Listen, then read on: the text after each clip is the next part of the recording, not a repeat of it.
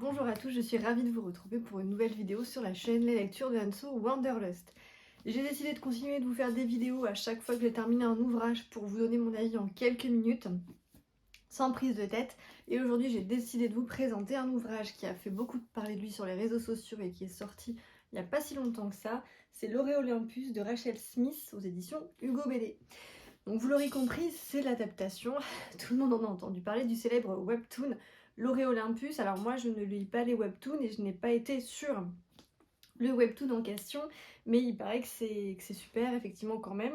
Et du coup l'adaptation en BD a été vachement mise en avant sur les réseaux sociaux, a été très bien accueillie par les fans du genre. Voilà, donc voilà l'ouvrage.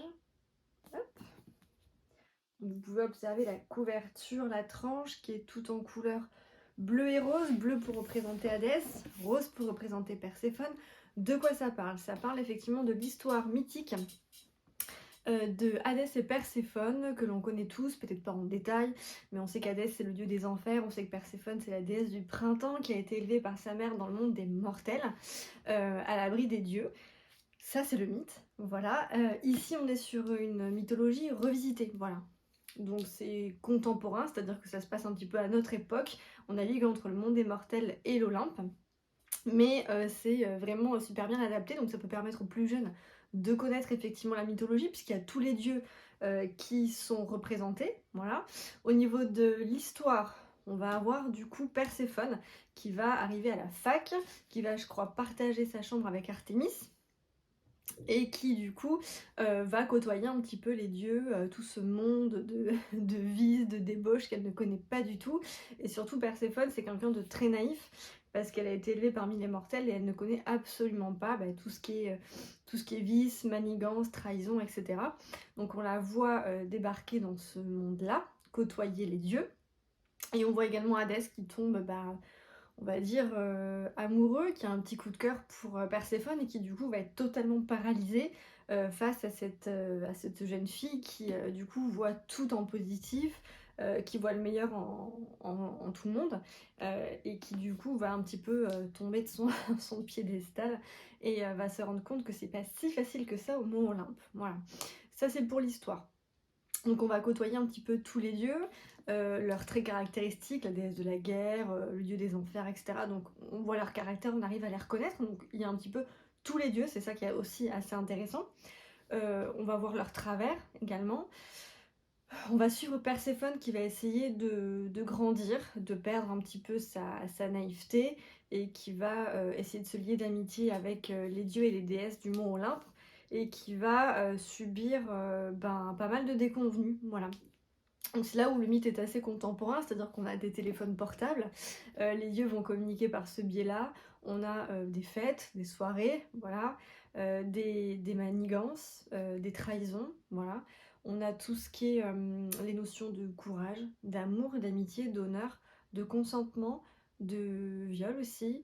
C'est pas forcément facile, donc il y a tous les enjeux de société, tout ce que les jeunes mais aussi les adultes peuvent connaître, appliqué à cette mythologie, à cette histoire d'amour un petit peu particulière. Voilà. Donc c'est super doux. Enfin, le lien entre Perséphone et Hadès est très très doux.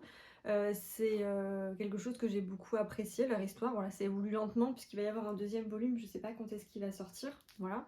Donc au niveau de l'histoire, c'est ça, c'est la mythologie revisitée, donc ça va plaire aux jeunes notamment. Voilà. Au niveau des couleurs, comme vous pouvez le voir, la colorimétrie est centrée sur des couleurs assez pastel, assez un peu type aquarelle. Voilà. Donc je vais vous montrer quelques planches. Donc c'est effectivement assez doux. Voilà, c'est assez doux et c'est très très plaisant. Là je vous parle de la colorimétrie. Je vous parle de la colorimétrie, voilà, c'est super joli.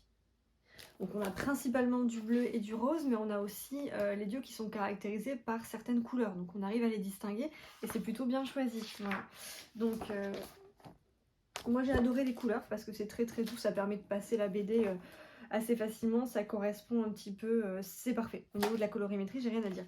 Au niveau du graphisme, j'étais assez séduite. Voilà. Mais il y a certaines planches qui m'ont pas forcément plu. Voilà, j'ai pas trouvé ça super bien dessiné. Mais bon, moi j'ai un problème avec tout ce qui est BD et roman graphique, c'est-à-dire que souvent, soit ça me plaît, soit ça me plaît pas. Voilà.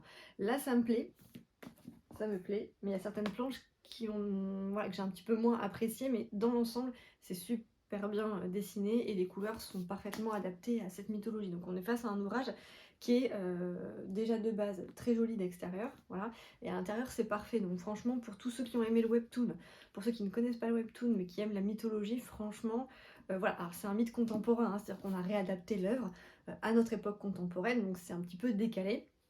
Mais je trouve ça super bien, et puis le fait qu'il y ait pas mal de questions de société, comme je vous ai évoqué tout à l'heure, c'est assez intéressant et intriguant. Voilà, donc j'ai passé un agréable moment.